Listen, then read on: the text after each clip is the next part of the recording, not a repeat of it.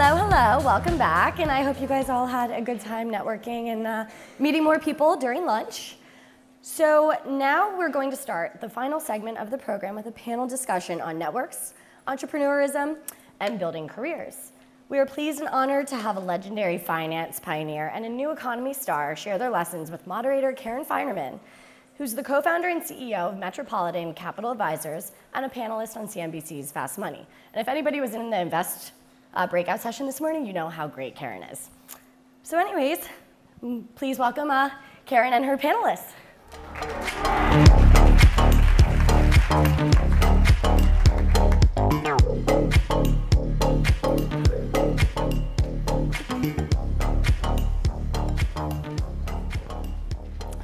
Well, great to be here with you girls, ladies. I guess it'd be the more appropriate. Everyone's a girl in my mind. Okay, so we'll just jump right into it because I feel like there's a lot for us to talk about.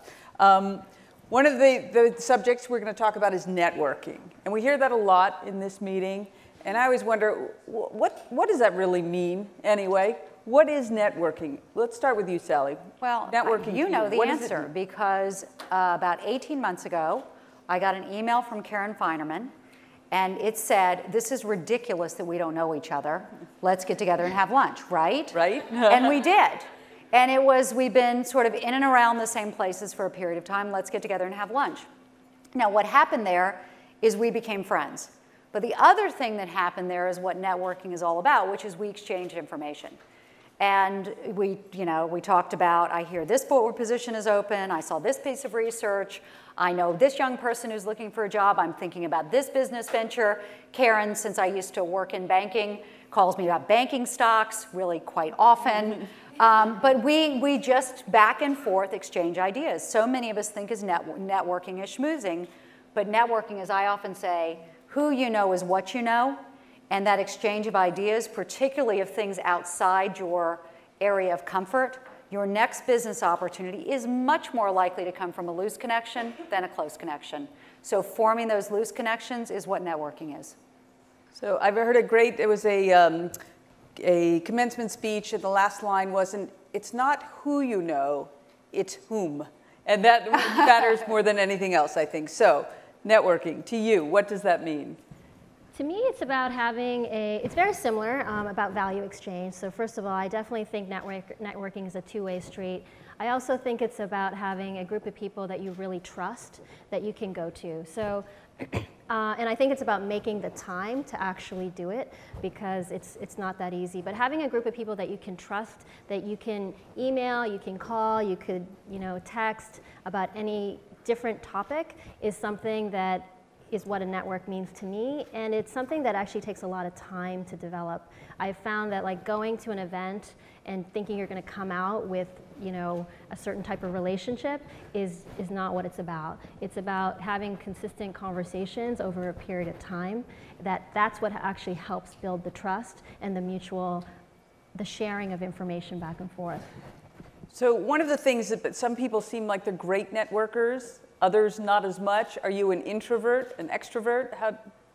And is it daunting to you to come to an event like this and you see these amazing resumes? And I love coming to events like this. I just don't have that much time.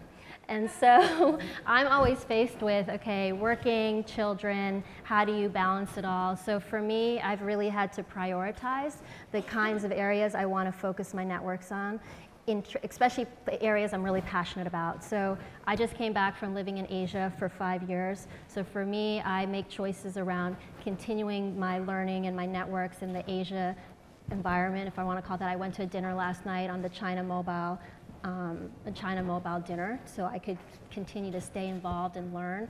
I'm also super passionate about entrepreneurs and women. And so I make choices. I mean, every day you have choices to go to 4 or 5 different things. I make choices to come to women entrepreneurial events because that's what I'm really passionate about. So that's kind of, for an introvert, extrovert, I'm just time starved. But what I would say is there are also ways of keeping up with your network that don't have to take a lot of time. I most weekends send a handful of emails to people in which sometimes the only thing I say is hi, and other times, hi, how are you? And oftentimes, what you get back is, hi, and sometimes you get back, glad to hear from you, here's this bit of thing. Or, I'll send something, hi, here's this piece of research or this article that you might be interested in. So it doesn't always have to be have the beer. But look, what I would say is fail to network at your own peril. Network only in your company at your own peril. If you were to look at my background, and you all have better things to do, you will see that I have had some ups and downs in my career. And after I was invited to leave Bank of America, where after I drank a lot that night, that Christmas, my credit cards, that's a Freudian slip, my holiday cards from my okay everybody, let's get back together here. From my former Bank of America colleagues were down, 95 to 97%. And I had some folks who I was friends with. In fact, I remember one person there who said, I want to stay in touch. I don't want to just say we're going to stay in touch. We're really going to stay in touch. Not only have we not spoken since, she has not accepted my LinkedIn friend request, okay? Well, what really worked then was what happened is my outside network rose up, and I got a lot of, forget about those bums. Here's another opportunity. In fact, I feel like Victor Kayam? I believe in networking so much I bought a network for women. And the way I got to that network is not because my best friend owned it. It was because Arthur Levitt, the former chair of the SEC, who I'm friendly with, but we don't go to each other's house for dinner, introduced me to someone who introduced me to someone who introduced me to something, literally 9 introductions over the space of a few years before I met the woman who owned the network. Right? That's the power of a network. None of those folks in that chain come to my house for Christmas dinner. That's, I'm sure, a very desirable invitation, because actually Sallie is an amazing cook, which I know as well. But anyway, and a great networker. Okay, I want to switch a little bit to entrepreneurship. And you have had a very entrepreneurial, sort of a classic entrepreneurial number of jobs that you've had. But I want to, is there something that you look at a corporate structure and say that's of value, and we should bring that in? Because now the company Airbnb is obviously growing tremendously quickly, and maybe in somewhat of a transformation. I don't know, you could address that. What is there in corporate structure that you could take that's of value? Or what do you affirmatively dismiss? So I think one of the benefits of being someplace larger, the benefits of a larger corporation, is usually you're thinking longer term. And so, and I think having been at a startup, having founded one and have been at several, you're really focused on survival. And so there's something there that I think each can learn from each other. In the larger environments, like at Airbnb, we focused a lot on culture and people, authenticity, core values. And I think we've done an amazing job. It's something that we get recognized for. Our talent pool is what it is because of our core values and even our mission. I think that startups and entrepreneurs, the more they can bring some of those ideas around core values and people, the things that sometimes you think are only for larger corporations, leadership development, talent development, the earlier you can start thinking about them in your entrepreneurial ventures, the more successful you're going to be. Because you really need to be able to attract great talent to be successful. Everybody knows that. And I don't know, you've heard so many startups that have, all the gossip and whatnot that comes out of startups imploding and this and that. It's because they're running so hard, they're not actually thinking about those things. And I think Brian, Joe, and Nate at Airbnb, they spent a lot of time thinking about core values and culture right from the beginning. And it's actually been probably the thing that's been probably the single most important thing that's helped lead to the success that we've had so far. So I would say that's something that we can really take from the larger company environment and apply it to entrepreneurship. And Sallie, you come from a very corporate, multiple huge corporations. What did that have of value that you're going to take with you? Well, I think what you just said is so important and so meaningful because I've come from large corporates. I'm now in more entrepreneurial ventures. And in fact, one that I've been working on, my partner right at the beginning said we have to get the culture straight, and I said, don't we have to get money in the door? And it didn't quite happen like that, but that idea of spending all that time on it. But then what's really important, what you're doing, is you have to live it. And big companies, small companies, all of you as leaders, people are watching you. That might not feel comfortable to hear, they are. And if you're not living the values, you know, that it's worse than not having them. So one example, you don't know of a company in the world who doesn't say, we value our people, right? There's not a company in the world that says, our people are cogs in the machine, and we don't, they're really particularly interchangeable. Well, what does it mean then when you have to, as some companies do, you inevitably have a series, you can have a series of layoffs. What does it say to the people? Do you value me if the person at the desk next to me is being escorted with by a security guard out? Do you value that person? Do you only value us until times get tough? What happens when you fire somebody on vacation, which I've seen happen? What happens when you fire somebody, you know, not for cause and give them 20 minutes until the announcement goes out? Those kind of actions, whatever you say in your corporate statement, if you act like that, your entire corporate statement should be thrumpled up and thrown in the garbage can. Okay, is there anything good? Anything good? Because a lot of us here maybe have some corporate background or leaving it or coming to it.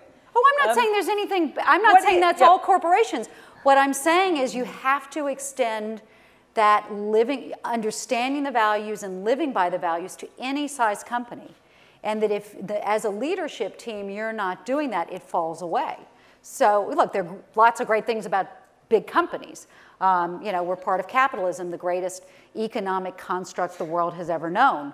You know, the corporate structure is a stroke of genius, right, that caused the growth. So there's plenty of good things about big companies, but if we're talking about the values, they're just as important big as small. Mm-hmm. And do you think, though, that what happens in small companies where they lose their way? What happens? Is it because of that doing anything to survive? I think that when it's not explicit, things happen, a couple of things happen. First, it's really hard to start a company, and there's a lot of unforeseen things. So you often have to change direction. You're testing things out. You're testing and learning as you go. I mean, most companies don't, even successful companies aren't necessarily the first model that they started out with. And so culture, what does culture mean in core values? It means you have probably stronger communication, you have stronger trust. And so all of these changes are facilitated. They're easier to do when you have some of these core things in place, because it's not always easy to take a developer team that's working on one thing and then change them on to something else. But when there's more connection in core values and an understanding of where you're going, all of that becomes easier. And then I think you take that to the logical conclusion when things are really not as easy, when you're running out of money, when you have to make difficult changes. It's how you treat people, to Sallie's point, it's also the frame. You know, you can do things, and you have a lot of choices about how you want to do things.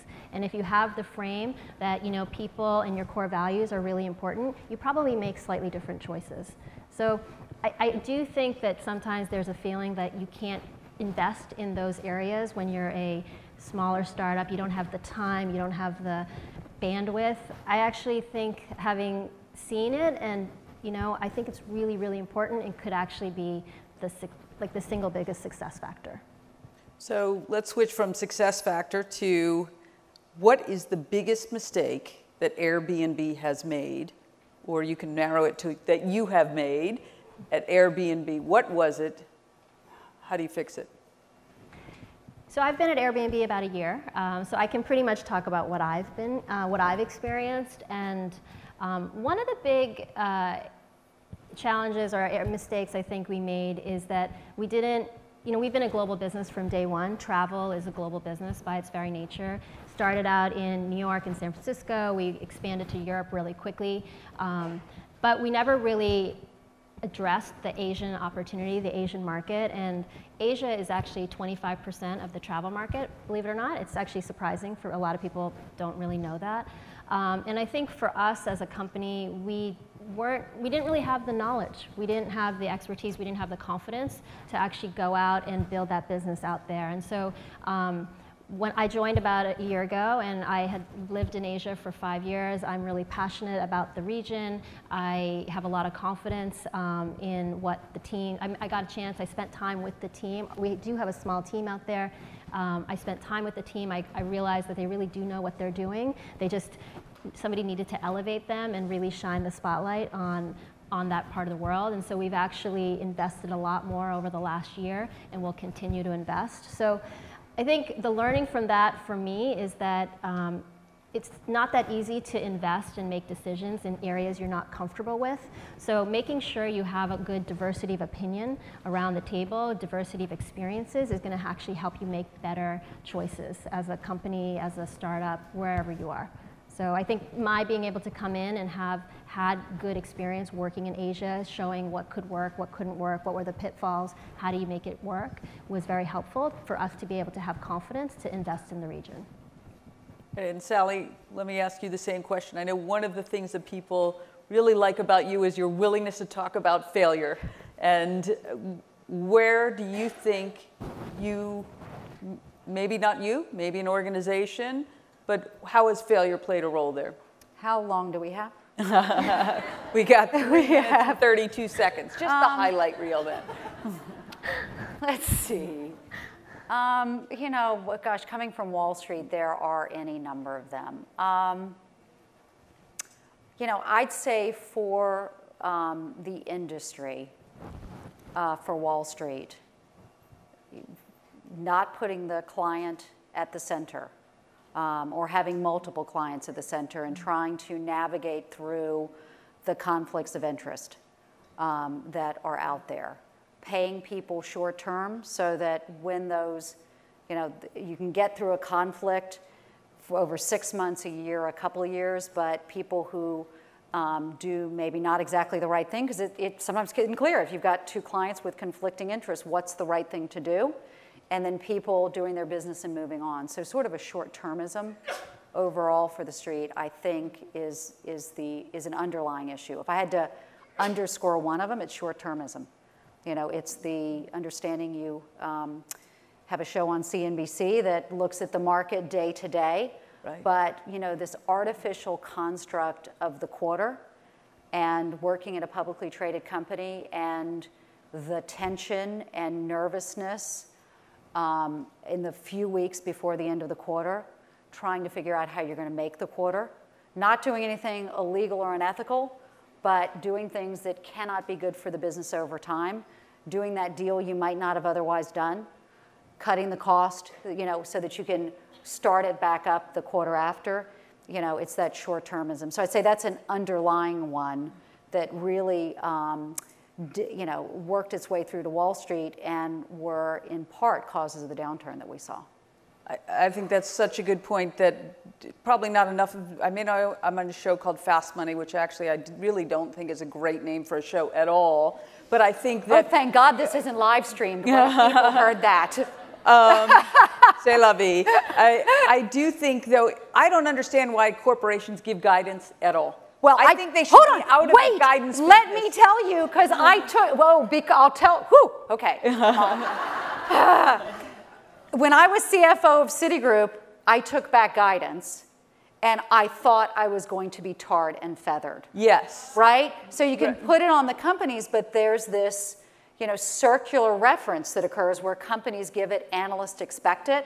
I tell you, I was shellacked for it. And really, my point to everyone is, I have no friggin' idea what the company's going to make next quarter, right? I have no idea. We're a trading business. It could be, oh, you know, anything. Right. Shellacked. I understand. Well, we could talk about that for hours. All right, one last question for you, Varsha. You're VP of Operations, and that is a role that a lot of women seem to be getting. Why?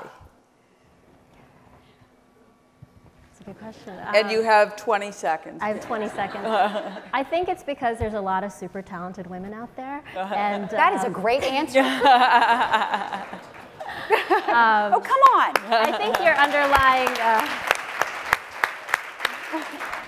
I just think that now we've been in a time period where you've had just literally, you have more people who've been in the internet for longer. They have had time to build careers in operations, which maybe historically has been in other industries more male dominated. And we've been able to grow up through this. Consumer internet has been pretty friendly for women. And I think it attracted a lot of women in the first .com. I think merchandising, e-commerce, a lot of those industries gave a good foundational experience for a lot of people, as well as media. And so I think some of the people you're thinking about at Snapchat and Facebook, they've risen up through some of those channels. And it's probably because people are willing to take a chance now more. All right, we'll leave it at that. I'm certainly happy. Okay, thank you. And so a couple things to remember, that being whether it's a big corporation or an entrepreneurial smaller one that's growing to be a giant one, the core values are going to be really important. So thank you. Thank you.